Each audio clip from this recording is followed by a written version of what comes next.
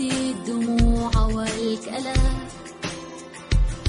With a loud sound, with a loud sound, يبكي فالبكاء ويغسل الآلام.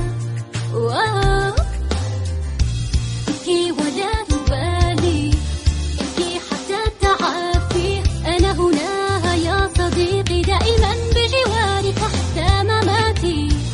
ارميه على أكتافي مثقال الحياة القاسي.